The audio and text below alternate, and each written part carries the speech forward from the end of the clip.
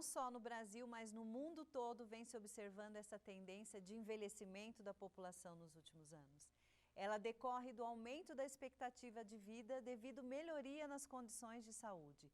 Para garantir o direito a essa parcela da população, que vem aumentando ano a ano, foi criado em 2003 o Estatuto do Idoso. E para falar sobre esses direitos está conosco o delegado da Polícia Civil de Mato Grosso do Sul, o doutor Ricardo Bernardinelli. Doutor Ricardo, muito obrigada pela sua participação novamente aqui no programa Segurança em Pauta. Eu que agradeço a oportunidade de estar aqui, é sempre um prazer e uma honra falar sobre temas tão importantes aí para a população e sobre segurança pública. Doutor, a partir de que idade a pessoa é considerada idosa? Então, isso várias pessoas questionam como que é, a partir de quantos anos, quando que eu chego aí na fase da velhice. E o que nós podemos afirmar, a partir de 60 anos a pessoa já é considerada idoso. Nós temos legislações comparadas aí pelo mundo que estão fazendo uma atualização dessa questão de idade, até porque as pessoas estão vivendo mais. E por conta disso a população idosa ela tem aumentado. Antes nós tínhamos cerca de 8% da população era idosa. No início do Estatuto do Idoso, agora nós já estamos chegando a 30 milhões de idosos no Brasil. E é uma responsabilidade, é uma mudança de paradigmas, é uma mudança da própria estrutura do Estado brasileiro. E a gente tem que se adaptar e oferecer condições para esse idoso. Voltando à questão da idade, nós temos aí 60 anos considerado idoso. E até pelo aumento dessa população que se enquadra aí na melhor idade, nós temos diferenciações. Direitos que chegam ali a partir dos 65 anos, nós temos diferenciação de prioridade em atendimento, exclusividade a partir dos 80 anos. Então, hoje em dia, a gente garante o direito ao idoso, mas nós fazemos diferenciação conforme o avanço dessa idade também. E doutor, por que houve a necessidade da criação do Estatuto do Idoso? O Estatuto do Idoso veio da necessidade de se garantir respeito ao idoso, respeito aos direitos, respeito à condição de pessoa idosa e de uma situação de hipossuficiência. Quando a gente compara outras pessoas, outros grupos em situação de hipossuficiência, sejam as mulheres, com a criação, o advento da Lei Maria da Penha, conquistas que foram dadas também pelo Estatuto da Criança e do Adolescente, crianças que estavam em situação de vulnerabilidade, e o Estado percebeu que o idoso também necessitava de uma atenção especial.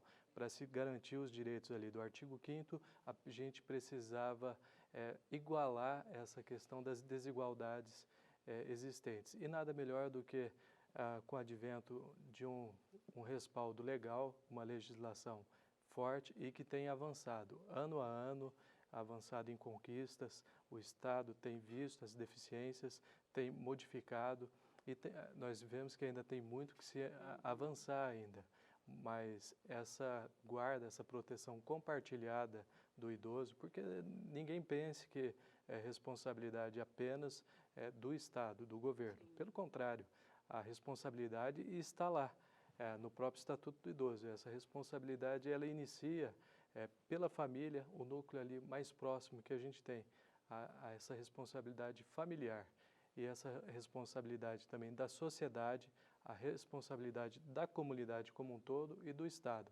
Então, todos têm que assegurar os direitos dos idosos. Não apenas aqueles direitos básicos, mas o principal, a dignidade da pessoa humana.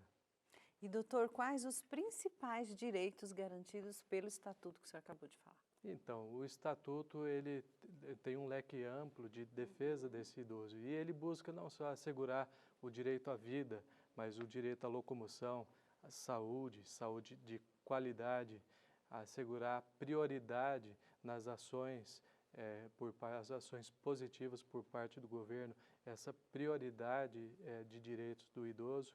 Nós temos também o direito ao lazer. O idoso ele tem o direito de envelhecer com dignidade e, principal, se assegurar da felicidade a ele. E doutor, como que os idosos podem exigir o cumprimento e o respeito a esses direitos? É aí que entra também a polícia. Sim. O nosso papel é essencial da segurança pública. O Estado ele está atento a todo tipo de violação.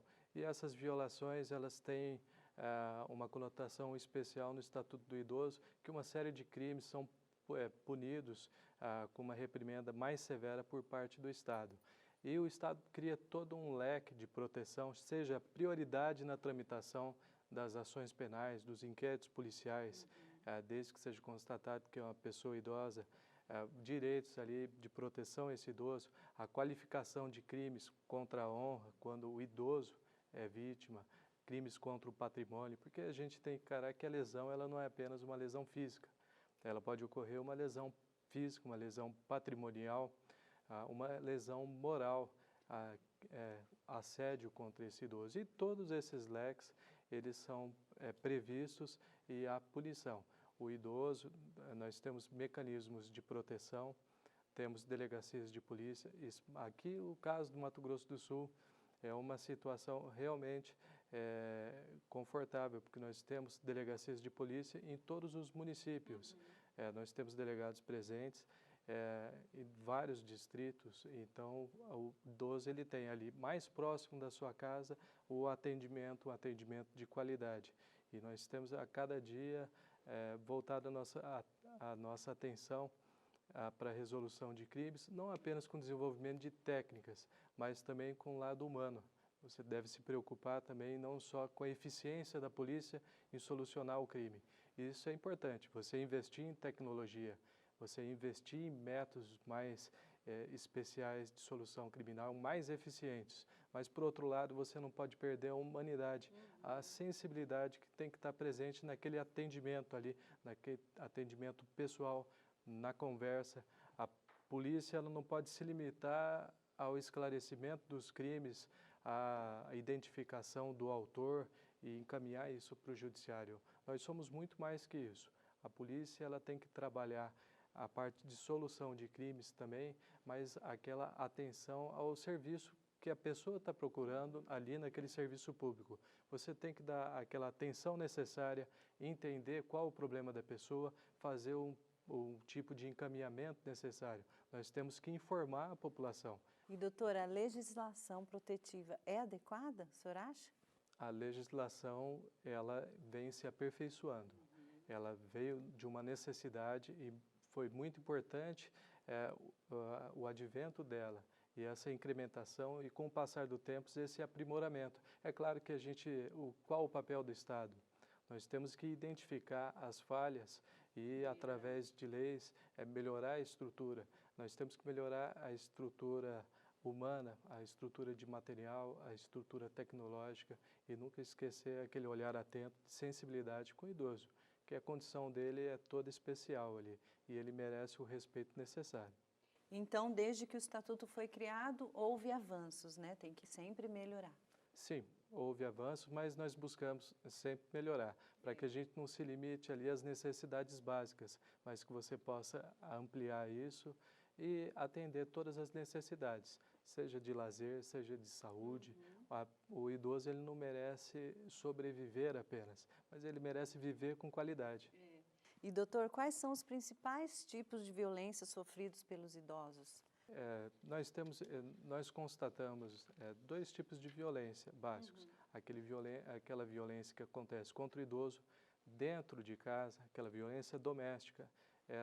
Os muros estão fechados, o idoso está dentro de casa, ele acha que está protegido, mas aí que acontece aquela violência por alguém próximo. O agressor é alguém da família, é algum conhecido, e que se aproveita daquela situação de hipossuficiência, seja uma hipossuficiência física. Às vezes o idoso já não tem mais aquela condição física que outrora ele ostentava e a pessoa se aproveita disso, ou uma situação de fragilidade mesmo emocional pelos percalços aí que a gente enfrenta na vida. Às vezes aquele neto, aquele filho que está ali próximo, às vezes aquela companheira ou o companheiro que se aproxima e começa o quê? Lesar patrimonialmente. O Estatuto prevê isso. Pessoas que se apoderam diariamente, a gente vê na delegacia idosas que chegam lá, ou nós recebemos notícias de que familiares se apoderam do cartão do idoso, de recebimento de proventos, e isso é uma questão muito séria. idoso trabalhou durante toda a sua vida para ter aquele rendimento, para fazer aquela poupança e de repente está sendo dilapidado por alguém próximo, por alguma questão, alguém ali da família. E é claro que o Estado tem que intervir imediatamente e nós temos feito isso. Identificando essas situações, a Polícia Civil ela tem instaurado os inquéritos policiais, nós vamos até o local, é todo um sistema integrado. Os investigadores vão ao local, a gente visita, conversa com o idoso, traz, vê a condição que está sendo dada na sua residência, solicitamos apoio dos poderes públicos, psicológicos, assistentes sociais também, para fazer um relatório psicossocial daquele atendimento. Nós temos que encarar a questão não só pelo lado criminal, mas pelo lado sociológico também. Às vezes também até perguntando para vizinhos, né, que às vezes vêm, sim, isso né, é e não essencial, falam, não denunciam, mas eles acabam ajudando nas investigações. A polícia, nesses casos, tem que ter a sensibilidade de saber separar através de elementos probatórios, tem que colher elementos para distinguir quando é uma questão apenas um problema familiar e quando é algo criminal. Quando você ali, você tem um problema criminal. Mas saindo ali da questão dentro de casa, violência patrimonial, a violência física, violência moral, agressões. Às vezes a gente vê o idoso chegar na delegacia e falar, olha, amo meu neto, mas ele me ofende, me agride. E você tem que ver o que há por trás disso. O que está acontecendo com esse ente familiar, com esse neto. E por muitas vezes você encontra o quê? Um fundo de drogas ilícitas, abuso de álcool, drogas ilícitas, usuários de entorpecentes. E aí nós precisamos não só identificar o problema e levar isso ao judiciário, mas nós temos que trazer soluções nós temos que ajudar esse idoso. Nós temos que conseguir identificar qual o problema, o que está acontecendo com essa pessoa e encaminhar para as medidas sociais, medidas de saúde aí adequadas para aquela situação. Nós não podemos esquecer, você tem esse tipo de violência que acontece dentro do lar e a violência que acontece com o idoso fora do lar. E estranhos que agridem esse idoso, seja no cometimento de crimes de roubo, seja também na incrementação dos golpes de estelionato. O que nós percebemos? Desde essa pandemia causada pelo novo coronavírus e com as medidas de restrição, as pessoas passaram a obrigatoriedade de distanciamento social e isso houve um aumento da criminalidade. O idoso passou, já era natural dele ficar mais em casa. E aí, com essas recomendações do poder público para que você fique em casa, aumente o distanciamento social e as pessoas aumentou o índice de golpes de estelionato, principalmente pelo ambiente virtual. As pessoas em casa passaram a utilizar mais o celular, passaram a utilizar mais o computador e muitas vezes você, sem saber fazer o uso saudável disso ou o uso correto, você acaba à mercê aí de golpistas, de aproveitadores. Como aumentou o número de golpes de estelionato, seja através de compras de sites falsos, de compras fakes, e ali aquele idoso que antes ele tinha um convívio de familiares que auxiliavam ele, agora ele está ali sozinho, tentando fazer suas compras, tentando fazer seus negócios, recebendo ligações, e nós a cada dia, dia após dia, temos tentado fazer o esclarecimento da população com medidas preventivas de informação, de esclarecimento, para que o idoso não se precipite nas suas negociações, porque é muito mais difícil depois a gente conseguir recuperar aquele valor perdido. Então, é natural nesse período de pandemia que a gente enfrenta e até o aumento da ansiedade das pessoas terem aumentado esse tipo de aproveitadores nesses golpes aí, nas relações de consumo via internet. Vamos para um rápido intervalo e já voltamos para falar mais sobre o Estatuto do Idoso. É rapidinho, não saia daí.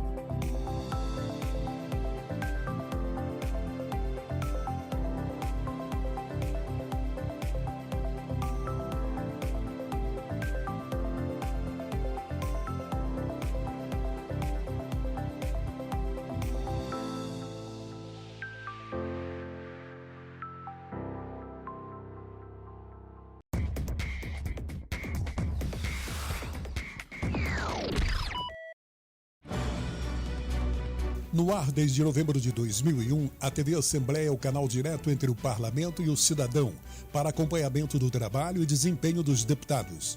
A sua principal função é transmitir os trabalhos legislativos com cobertura ao vivo das sessões plenárias, audiências públicas, reuniões de comissões e eventos promovidos pela Assembleia. O canal é compartilhado com a Câmara de Vereadores de Campo Grande para a exibição das sessões plenárias e audiências públicas daquela Casa Legislativa Municipal. A TV Assembleia ainda produz e exibe conteúdo jornalístico, cultural, científico e de entretenimento, ao longo de suas 16 horas diárias de programação. A emissora é um importante meio para a valorização da identidade sociocultural de Mato Grosso do Sul. TV Assembleia é realmente integrar e divulgar as ações dos deputados da Casa de Leis, através das suas comissões, através do plenário, através de entrevistas em pauta com os deputados, para que haja realmente uma integração social, não somente rádio e TV, como também nas redes sociais. A Casa de Leis está renovada e à sua espera.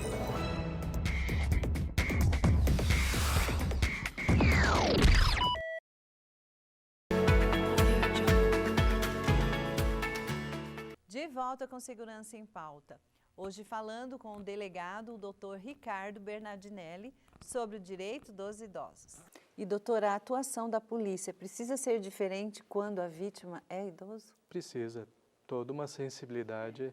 Nós temos que entender que aquela pessoa que está ali fazendo uma denúncia, ela muitas vezes tem uma outra forma de ver, seja pela sua história de vida, seja pela sua formação, seja pela sua experiência, seja pela fragilidade ali que ela está enfrentando naquela situação. Ou uma situação que envolve, como você mesmo disse, um familiar querido. Então, nós temos que ter o tato necessário para saber agir, para saber conversar com esse idoso. E, doutor, a Polícia Civil de Mato Grosso do Sul está preparada para prestar esse atendimento que o senhor acabou de falar?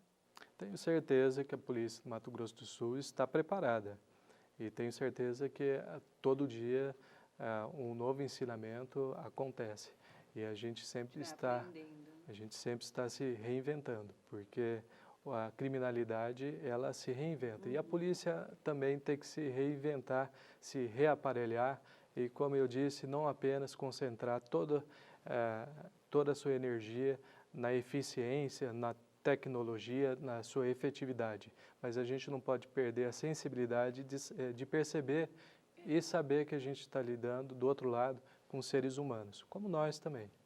E, doutor, outros grupos vulneráveis, como mulheres e crianças, contam com atendimento específico integrado. O ideal seria que o idoso recebesse atenção especializada, como ocorre na DEAN?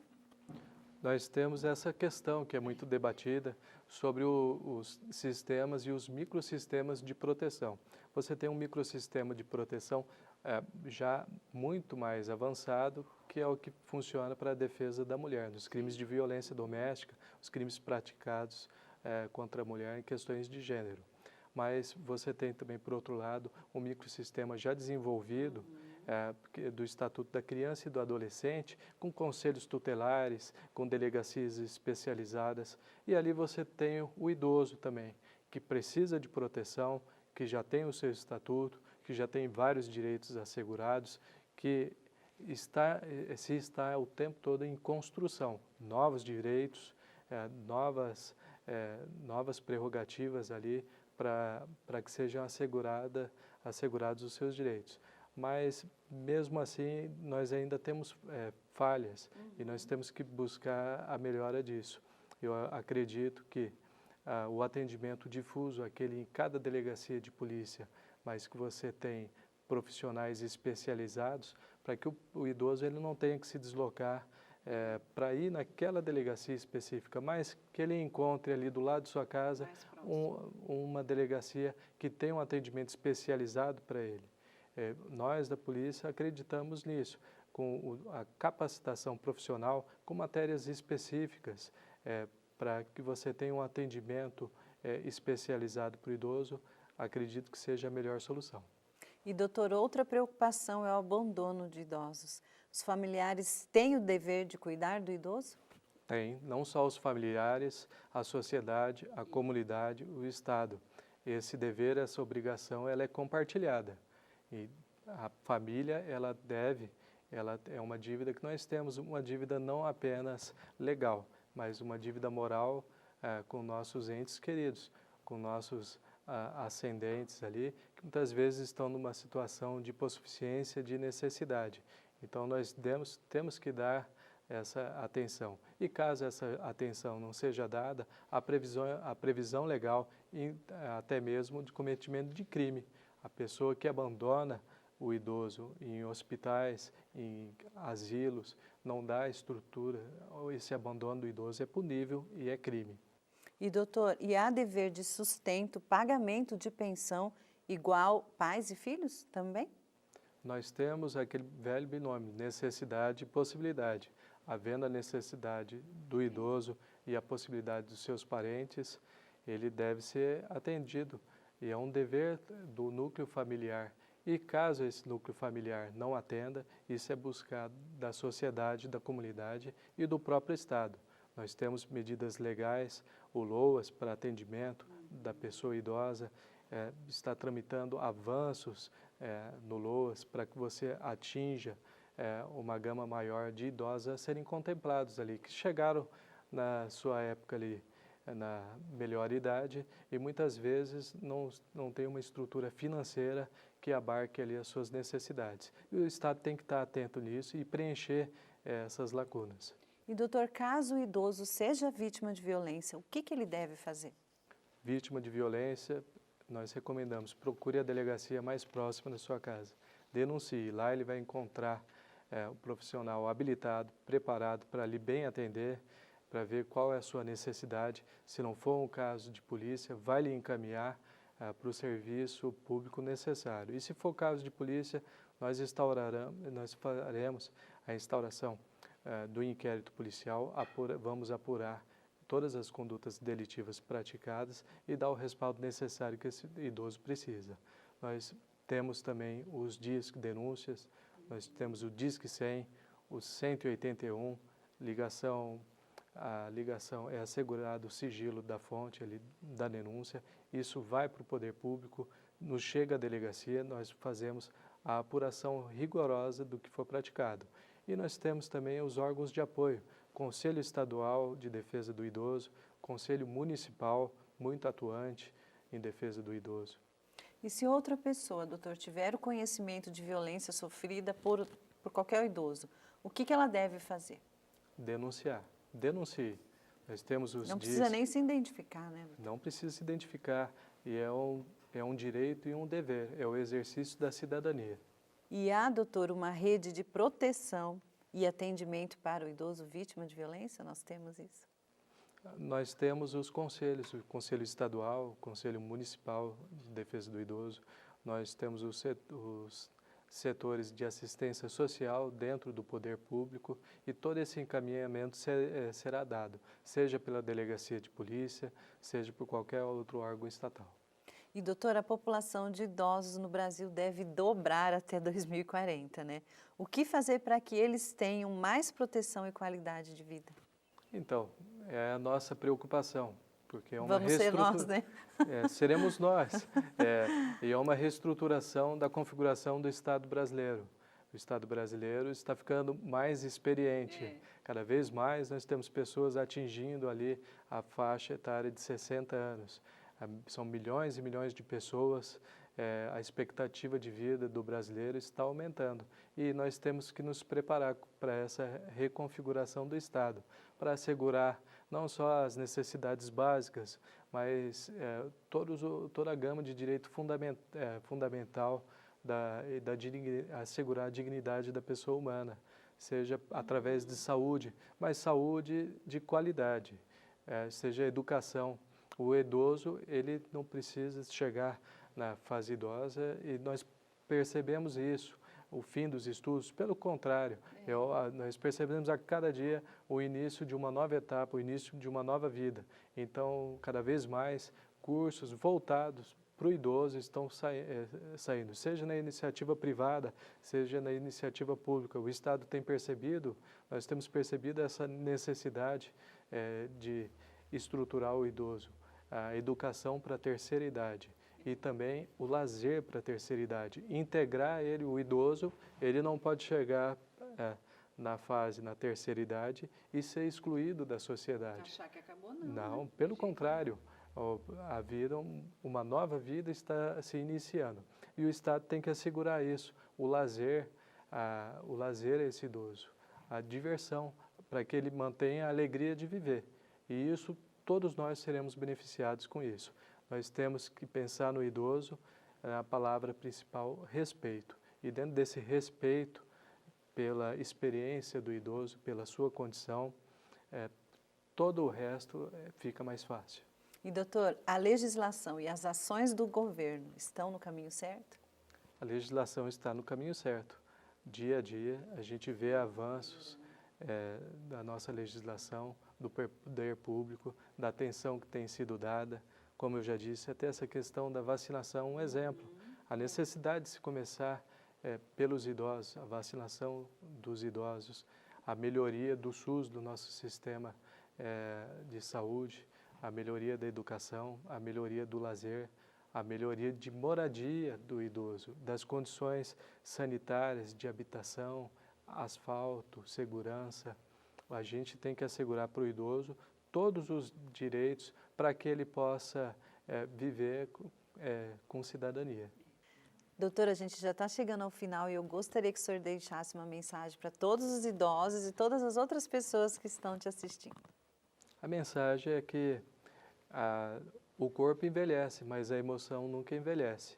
A gente tem que ter sensibilidade com todos os seres vivos, não apenas com as crianças, nossos adolescentes, nossos amigos, os idosos, mas com tudo que nos cerca. A gente tem que viver de maneira integrada e de maneira solidária também. E lembrando que essa proximidade é importante para que se denuncie qualquer crime cometido, qualquer suspeita, entre em contato com a polícia. Ao idoso que esteja nos assistindo, que está ali na dúvida se recebeu uma ligação, se faz aquela compra ou não, entrou num site, se ele fecha aquele negócio ou não, está na dúvida, não sabe o que fazer, procure a delegacia. Lá ele será muito bem atendido. Nos vale muito mais esse serviço de informação prestado, a gente trabalhar com a prevenção, poder ajudar o cidadão do que depois que o crime aconteça. Mas não se esquecendo, caso o crime ocorra, a Polícia Civil irá investigar. Doutor, muito obrigada pelas suas palavras, foi muito bom, um assunto muito gostoso, né? A gente tem que cuidar um dos outros, um dia seremos nós. Muito obrigada, doutor. Com certeza, eu que agradeço a oportunidade e a honra de participar desse programa tão importante para a sociedade. O Segurança em Pauta vai ficando por aqui. Mande seus comentários, suas dúvidas e sugestões por meio das nossas redes sociais. Acompanhe também o trabalho da Polícia Civil em nosso site. Até a próxima.